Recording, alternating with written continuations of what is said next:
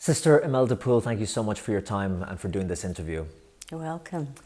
Do you remember, Sister, the first time you met a young woman who had been trafficked and what that was like? Yes, I shall never forget the experience. I was working for Caritas Albania, so I was up in the mountains and I was visiting a clinic with sisters running it, and the sister said to me, I have a really big problem and I really don't know what to do about it. She said, I have a young girl, a woman really, she was in her early 20s, I'd say about 22, and she's been severely abused and exploited in Italy on the streets with sexual exploitation as a trafficked woman, and has come back almost ruined her health. And her mother, when she heard the story of her trafficking experience, actually had a mental breakdown and is now hospitalized, maybe permanently. She's so badly traumatized by the story. And she said, this young woman is very sick and please would you see her? So she came into the clinic and she showed me the physical impact of this abuse. And this young woman, who's you could see was very attractive, but her whole body and her face were covered in sores. It was just, they were pulsing with the pain of it even, never mind the internal psychological trauma that she was still going through. And this was my very first experience, very, very, very early on in my coming to Albania. So very, very quickly I said, don't worry, I said, as soon as I get back, I will discover how the shelters get the support they need for the physical and mental dysfunctionality that happens after trafficking. And she was 22 when you met her. Do you know how she fared out after that or how she's doing today? Yeah, she's married with children and very happily working and functioning, yes. The sisters had always loved her. It was just who could care for this medical treatment she needed. These women who are trafficked in Albania and taken out of the country, do they come from very poor rural backgrounds? Yes, the ones that are trafficked from Albania in particular are always from rural or on the edge parts of the city. Could even be students that come from the villages to study at Tirana University and are so poor that they're easily groomed into the sex trade on the streets, and then are not bribed, but they're threatened that their families will know what they're doing, and so they're trapped in this clasp of the hands of the traffickers. The allure of a better life. Yes. That's the pitch, is it, from the traffickers? They say, yes, if you marry me, if you come with me, right, you'll have a wealthy, happy life. The story, a real one, a girl at home in the mountains, poor, subsisting, and somebody sees her. She's not allowed to go on to further education, so she's doing the chores each day at the local shop, going for the milk or whatever, and the trafficker is sitting on the edge of the village and is targeting these what you call isolated girls that are not able to do what a normal girl, say in the West, would do, and the trafficker might give them a telephone, might give them presents and groom them over time, and then offer them a work abroad, and in Italy they are sold. And I hear that often they have, the traffickers, who are mainly men, have women working with them who act as a kind of buffer, and they gain the trust of the girl. The girl would think, well, this is an older woman, they're not going to betray me or put me into trafficking, but that's all part of the mechanics of trafficking. Yes, it's a little bit different to Africa, where you would get the madame who would be the trusted person in the village, and even if the girl knew she was being trafficked, she would trust that it would be safe and a better life than this one of poverty. But in Albania, it's not like that. Usually the trafficker, you're right in the process, usually the trafficker might be somebody known by the girl. So or this other story that I mentioned. So it could be a neighbour who is working for the trafficker who's going to take the girl, and the neighbour will again groom this local girl, offering them all sorts of possibilities, and because it's a neighbour, they're trusted. Or it could be, in one situation I know was a member of the family, he was an uncle, and he came to the house when the others were out in the field, and he said, "Would you like to come into Tirana?" Uncle trusted, she went, and then sold off in Italy. But actually that family was fast and got the police involved, and in fact she was rescued very quickly. Does the morality around the issue for the people involved, does it become a bit hazy because of the conditions they come from? I remember talking to Cardinal Luis Antonio Tagle once about Manila and the Philippines and such abuse there. And he was saying that sometimes there's such poverty that it's a means to survive and get money. They don't see it as abuse, what's happening to young children.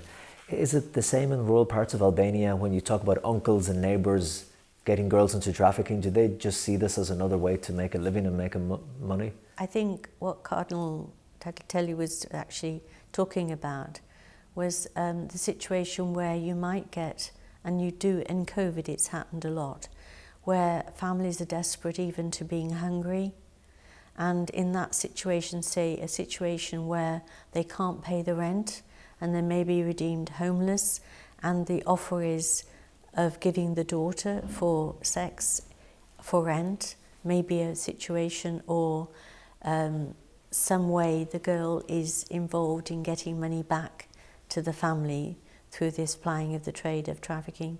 In that sense, it's a kind of conflict of morality. You know, it's known that it's wrong, but it's desperation. So yes, that in that situation, but not in the ones I was saying about with neighbours or grooming a girl on the edge of a village, because they know they're abusing those girls. Do families have a sense that this must be too good to be true when the girl meets a man at the edge of town who's giving them gifts and then promises of a better life abroad somewhere and education? Because it's been happening for so long, are the families wise to it, or do they take the girls in the middle of the night in a kidnapping style, or how does the process actually work? Well, very sadly, the girls go secretly in this case, in those cases. Or if you have a situation of trafficking where a girl is groomed online, but not knowing this, it's a lover-boy situation where the boy is known and the family knows that the boy is, as it were, forming a relationship with the daughter, and often the first stage of relationship is very good. You know, they know this chap and he's very nice. He might even take her for a weekend and it's beautiful, and the girl comes back and everything's wonderful and she's falling more in love, maybe, trusting, open to the trust of this guy. And then the second or third holiday or going away, that's when they're sold. So, you know, it's not straightforward at all. They're very intelligent, the manner of the traffickers. So it's a duplicity that's very, very well worked out. It's such betrayal. Yes. I heard you say before, Sister, that for traffickers today, they can sometimes find it easier to traffic humans than traffic drugs. So crime gangs who might traditionally deal in narcotics are now turning to moving humans around. Is it easier to move humans across borders than it is now to move drugs?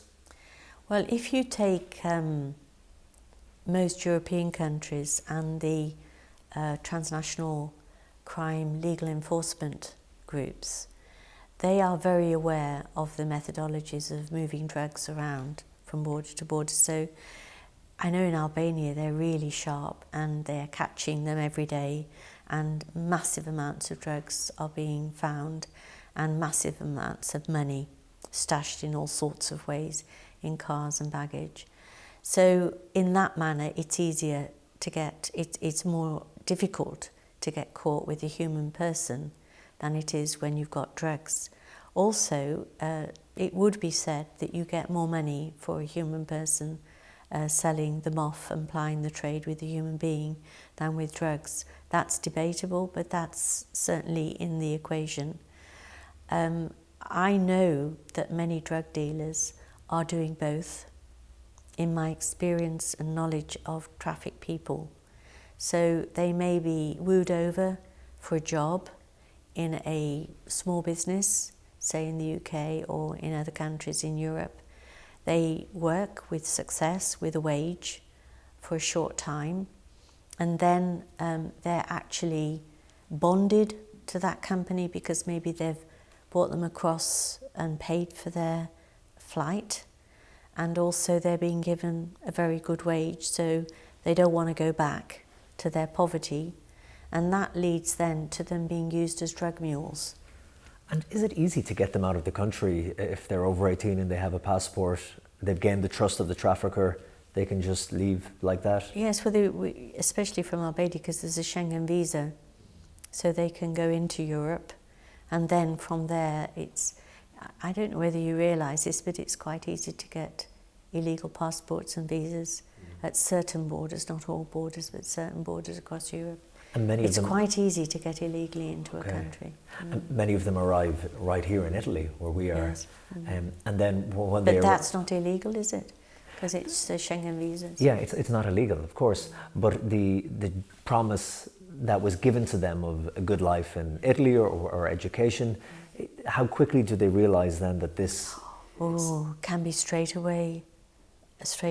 And the nightmare begins quite quickly, yes. But sometimes they're treated well in Italy and then they're sold off to another country, in our experience. So it depends on the trafficker and his system, or her system. And you say that's when the nightmare begins. What? It's so difficult for us to try and imagine what the nightmare is like for some of these girls. You can use your imagination, I'm sure, and delve deeply into the impact on a human being when they're first of all usually controlled in some way by drugs to bring them into control for their usage, often beaten to the degree that sometimes when they come back to us, their bodies are damaged, they need a lot of physical medical help. They are then forced into multiple rape, really, sometimes up to 12 to 14 times a day. A young person can be abused over and over and over again to the degree that they actually have to work in themselves to lose their identity, and they move into psychologically another alternative identity, and often they give themselves another name, and it's like a defense mechanism to survive the trauma of so much multiple rape every day, and it can go on for weeks and weeks and months and sometimes years. We've known up to 8, 9, 10 years that a girl can be caught in this trap if they remain physically strong enough to survive it. And that's their coping mechanism, kind of detaching from reality and inventing this other identity. Yes.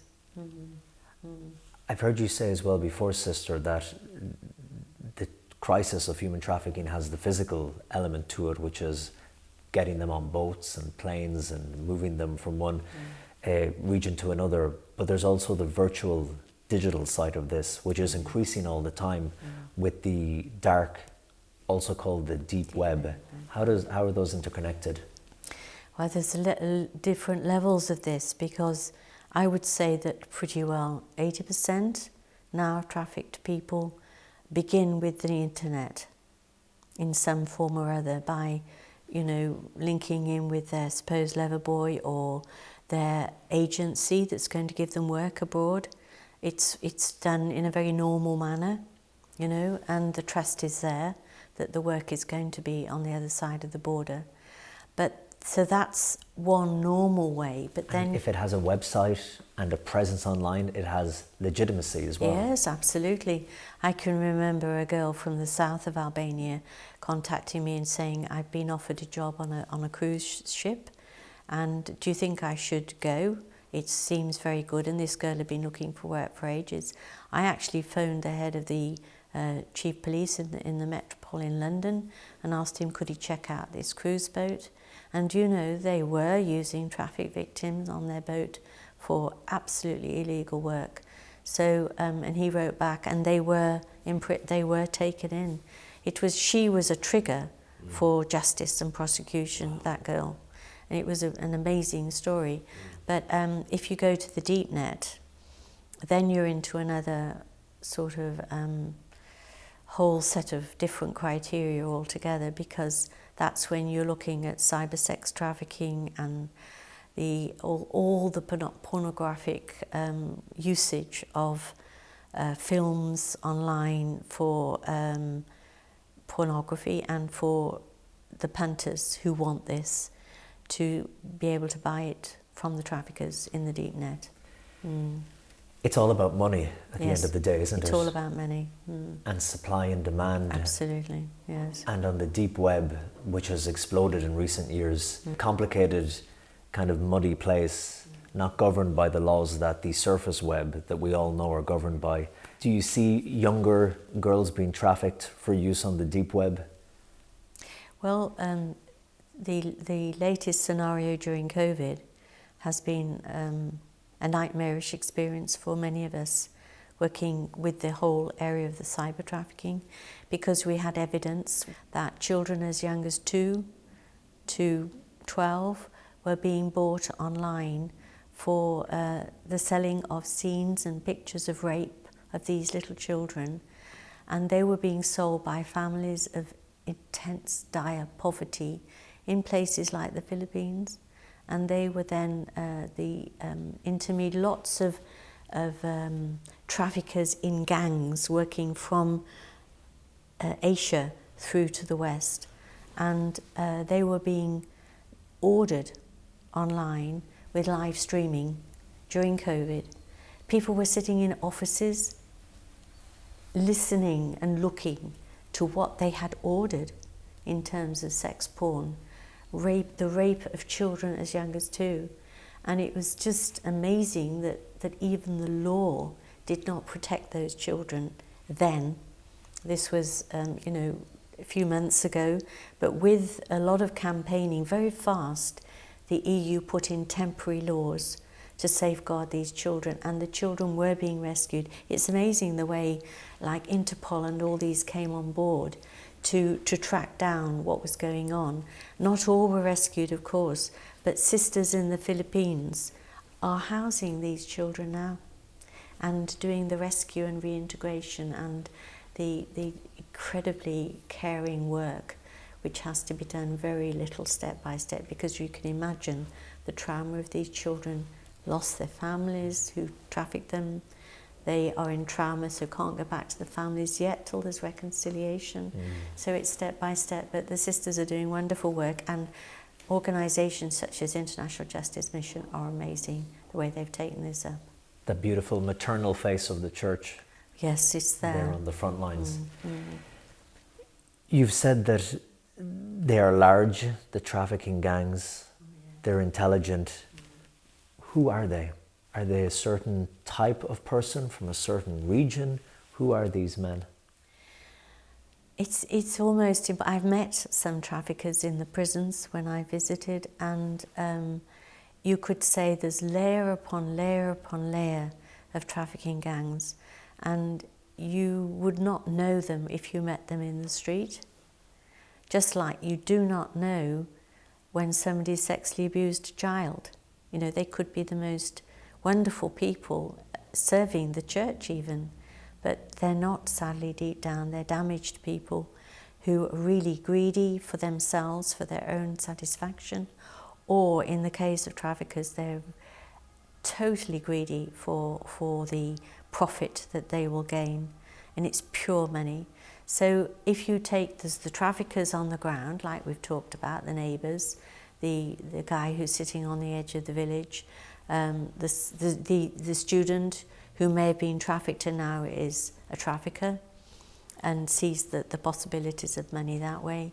But then you will go to the layers of those who they're sold to in the streets of Italy, who again, only another layer, you know, they're still the runners, if you like, for these very highly intelligent gangs who could be in governments, they could be in the police force, they could be in business, they could be anybody. Organ trafficking. Yes, that's part of human trafficking. And this is someone who's trafficked not to be put into the sex industry, but to have some of their organs removed and sold on the black market. We have situations of this, and mainly migrants coming, say, via Syria, Afghanistan, the places of trouble and of where people have been redeemed, very, very, very poor and hungry, and often with family members killed during the war. So one story of somebody I met from Syria who all the male members of his family had been murdered or killed in the war, and he had his mother and daughters and sisters with him, and they had no food. So he knew of this underground, you could call it market, especially of kidneys, and he in fact sold his kidney, but it went wrong and he didn't get money, and it was a trafficking situation, and he ended up very sick. He didn't die, but he and his mother and sisters needed a lot of care when they were rescued. But you've also got a situation which I heard about, it's not my experience, but I heard about it from somebody in an African country. I won't mention the country, but women were lined up and they were raped by a series of men, and they were controlled until their babies were born, and sadly their babies were sold for organs. Yes, they weren't allowed to keep their babies, and that is according to, this was, I heard this in a church environment, and I believe it was true. So there's all sorts of horrendous manners in which these greedy guys are actually plying their trade with no heart. You know, we've got the story in the Bible of God talking about the heart of stone and the heart of flesh, and we're now in a world where the heart of stone is very deeply embedded and there is no sense of guilt or conscience. So we're in a world where there's an invitation to awaken the heart and awaken the conscience to really understand what they're doing in the human race.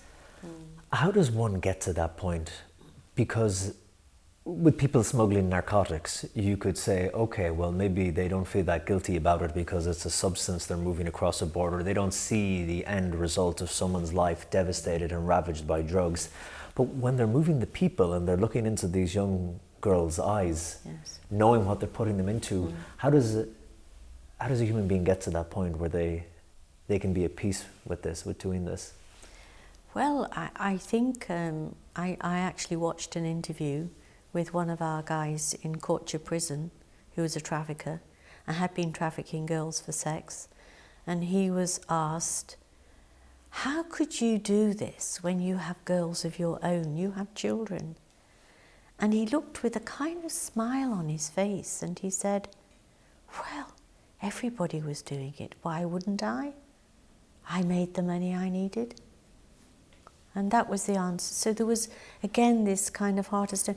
I've listened to Pope Francis a lot, and I've read his documents, and I think Fratelli Tutti has an answer really in it, in which Pope Francis talks about, our common earth and the fact that we're all brothers and sisters in truth. And if we don't awaken ourselves to that fact, then whatever the sustainability we think about, it won't actually be implemented because we haven't a heart to do it. There's no goodwill, as it were. So I think the secularization, which is another thing that Pope Francis talks about, has dulled our conscience and our hearts because we've taken that step away from the love of God and the energy that comes within us if we tap into that love. And that's what mission is all about. And when you look at areas like Syria and Haiti in recent years, you have the elements, the perfect storm for trafficking to happen. Absolutely. People devastated. Thailand, all that part of the East, yeah.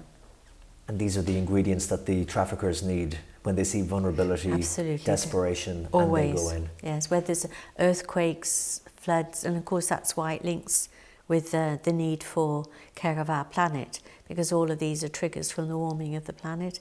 But it's there that the traffickers go very fast. And the Haiti, when they had the floods before the last one, they had traffickers went in there and as social workers, and they took 30 children that were found wandering, and they got through the airport. So social workers, they were going to care for these during this crisis beyond imagination in Haiti.